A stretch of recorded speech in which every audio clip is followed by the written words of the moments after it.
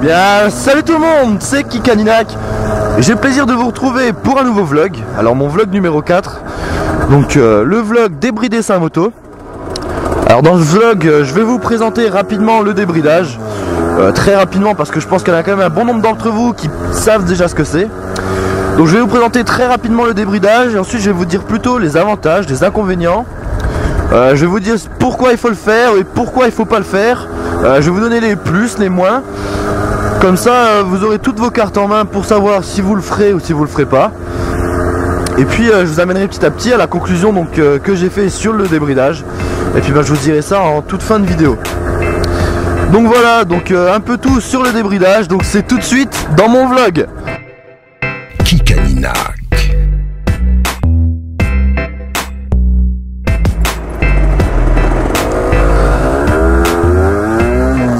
Alors donc premièrement, juste avant de commencer, je tiens à le préciser parce que je pense qu'il y en a quand même pas mal d'entre vous qui m'ont demandé un tuto débridage. Et donc non, j'avais jamais prévu de faire un tuto débridage. Pour la simple et bonne raison déjà, c'est que j'ai pas de moto à débrider. Si ma moto est débridée, vous doutez bien que je vais pas la débrider. Et pour moi un tuto, il faut montrer en même temps ce qu'on fait. Je vais pas vous dire il faut faire ci, il faut faire ça, si je peux pas vous montrer à l'image en même temps. Donc pour moi ça n'a aucun intérêt, donc je préférais vous faire un tuto. Et puis vous faire ce que je sais faire de mieux, donc vous informer plutôt. Comme ça vous avez toutes les cartes en main et puis après ce sera à vous de décider. Et puis après si vous avez besoin de le faire, je vous redirigerai vers des tutos, des pages web si jamais vous avez besoin de le faire sur internet. Et puis vous verrez qu'il n'y aura pas de souci pour faire votre débridage. Puis après aussi forcément la deuxième raison c'est que je sais pas forcément super bien débrider une moto. Moi ça a été fait par un mécano donc j'ai pas touché à ça. Je sais ce qu'il faut faire mais je sais pas comment le faire super bien, je sais pas comment l'optimiser. Donc je préfère vous rediriger vers des tutos qui sont super bien expliqués et qui sont super bien détaillés avec des photos, des vidéos, tout ça. Donc ça je vous en reparlerai un petit peu plus tard. Alors donc je vais commencer tout de suite avec les avantages du débridage, parce que je pense que c'est quand même ce qui vous intéresse le plus, les avantages. Alors, donc premièrement l'avantage, le premier avantage c'est tout simplement la définition du débridage. C'est le débridage, ça vous permet quoi? Ça vous permet de supprimer le bridage. Et un bridage c'est quoi? C'est quelque chose qui vous bloque un peu les capacités de votre moto, donc qui l'empêche de monter dans les tours. Je vais baisser un peu la tête. C'est quelque chose qui l'empêche donc de monter dans les tours. Et forcément qui dit empêcher sa moto de monter dans les tours dit moins de performance. Donc en gros le bridage c'est quelque chose qui va vous bloquer votre moto à 45 km/h en France et qui va vous empêcher de rouler à 80 ou 75 comme elle le devrait normalement dans certains autres pays par exemple où les motos 50 ne sont pas bridées. Voilà, donc c'est ça le premier avantage, c'est forcément plus de vitesse. Voilà. Et donc après le deuxième avantage, donc qui dit plus de vitesse dit pour moi plus de sécurité. Alors pourquoi plus de sécurité? Vous allez me dire tout de suite, ah bah non, plus de vitesse, plus de danger, etc. Non. Pour moi c'est pas du tout le cas à l'échelle là, c'est-à-dire à l'échelle des 50. Donc pour moi quand je dis plus de vitesse, pour moi passer d'une limite de 45 km/h à 85, pour moi on gagne en sécurité. Donc pourquoi on gagne en sécurité? Tout simplement un exemple tout bête. Donc un exemple quand j'étais encore bridé, et je roulais tout le temps à 45 et forcément je roule à 45. Les voitures elles roulent pas à 45, les camions ils roulent pas à 45 et donc tout le monde vous dépasse. Tout le monde vous dépasse, vous êtes tout le temps sur la droite, en fait vous êtes comme un vélo en gros. Vous êtes tout le temps sur la droite à attendre qu'on vous dépasse. Et donc pour moi c'est franchement pas sécurisant, je peux vous le dire. Pendant ma période de rodage, donc j'ai eu 2-3 fois l'expérience, un camion qui vous double de très près, qui vous a pas forcément vu, une voiture qui vous double de très près parce qu'elle en a rien à foutre. Et franchement je peux vous dire qu'on se dit si la moto est débridée, on est bien content d'être mieux inséré dans la circulation, de ne pas avoir à se faire dépasser tout le temps. On va à la même vitesse que tout le monde sur les nationales au moins et franchement c'est un gros plus. Donc ensuite un autre avantage pour moi c'est votre moteur qui s'encrasse pas. Parce que oui, quand vous êtes bridé, vous êtes tout le temps en sous-régime. Et qui dit sous-régime dit un moteur qui s'encrasse, un moteur qui se calamine. Et franchement, c'est pas bon du tout pour la moto. Une moto c'est fait pour rouler normalement, pour monter dans les tours, pour rouler calmement après. C'est pas fait pour tout le temps être en train de brouter comme ça, donc c'est pas du tout fait pour ça. Donc pour moi c'est un gros plus du débridage. Et ensuite un dernier avantage. Alors attendez que je m'en rappelle, j'en avais noté 4. Donc il y avait ça. Voilà. Bon, en fait c'était tout bon. Comme quoi j'étais sûr de vous avoir noté un truc en plus, en fait non. Ouais, donc voilà. Pour moi le débridage c'est quand même aussi quelque chose, c'est plus de sensations. Pour moi avoir une moto rouler à 45 c'est pas avoir une moto, enfin franchement on me demande tu préfères rouler à 45 ou pas rouler du tout. Je pense que je roule pas du tout, j'attends mes 18 ans ou mes 16 ans et je prends une 125 ou une grosse cylindrée.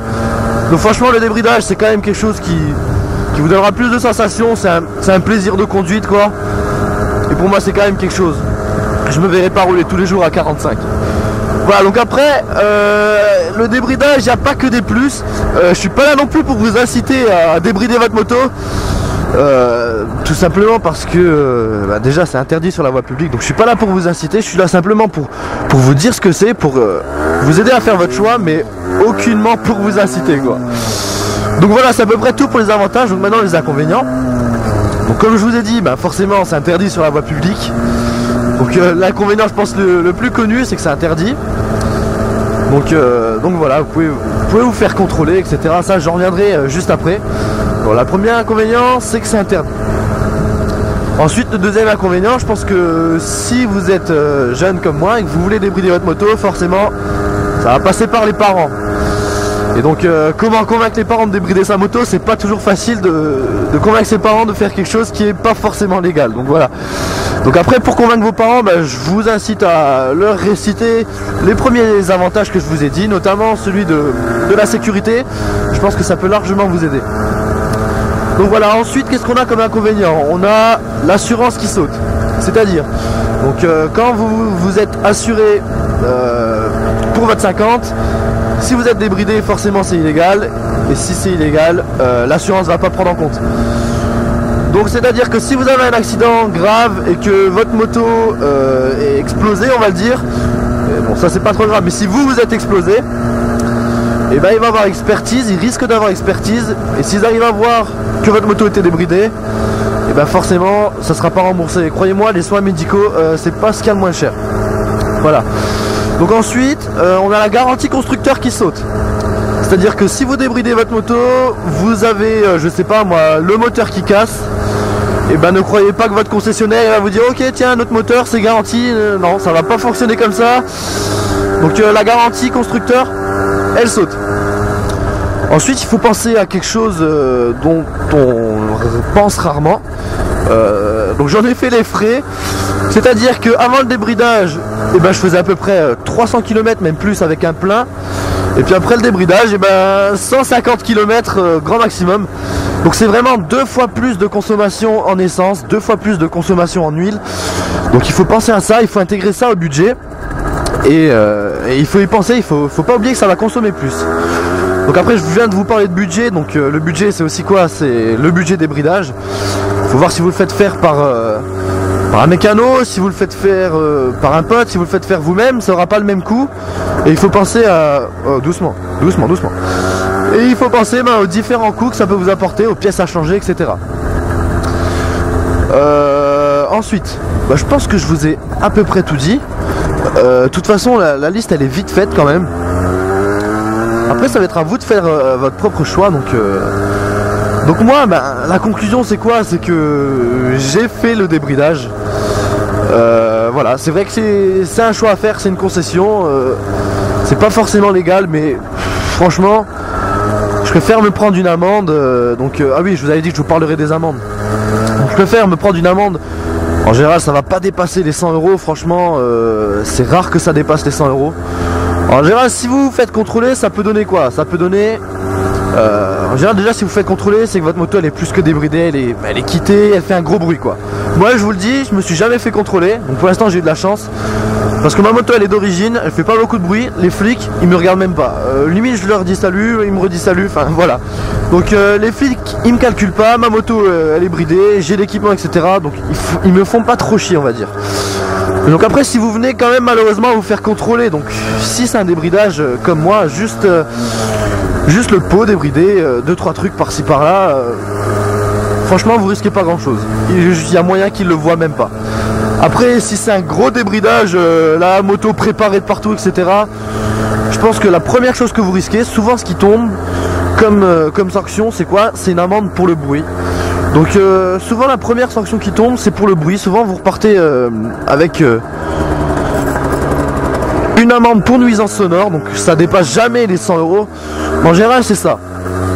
Et après souvent ce qu'on peut vous demander, donc ne vous attendez pas à ce que la moto soit saisie, etc. Ça c'est des légendes, on va pas vous saisir la moto.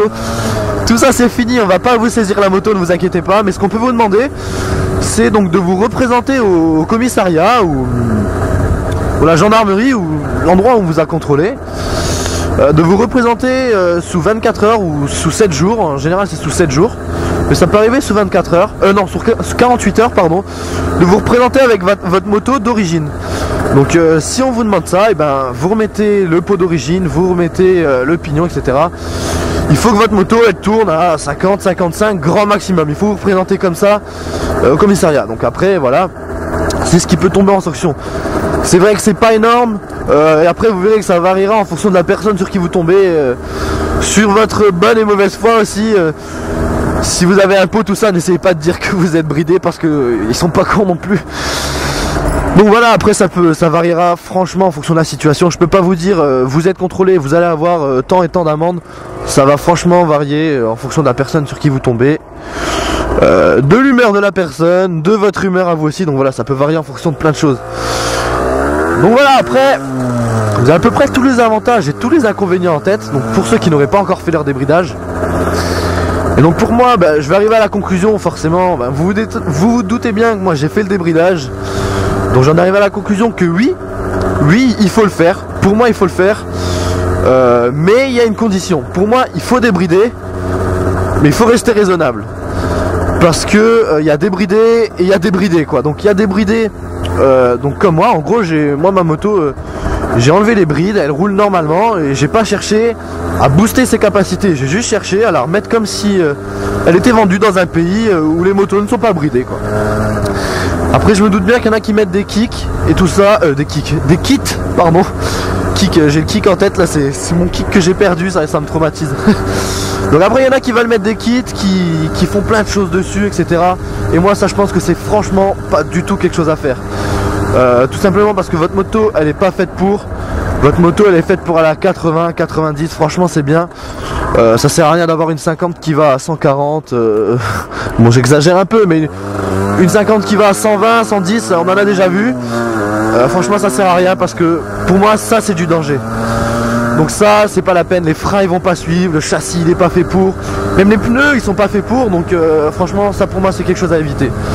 Donc voilà, le débridage pour moi on le fait, ça vous apporte plus de sécurité, vous êtes mieux inséré on va dire dans la circulation, mais il faut pas exagérer, il faut savoir rester raisonnable. Allez hop on accélère un peu.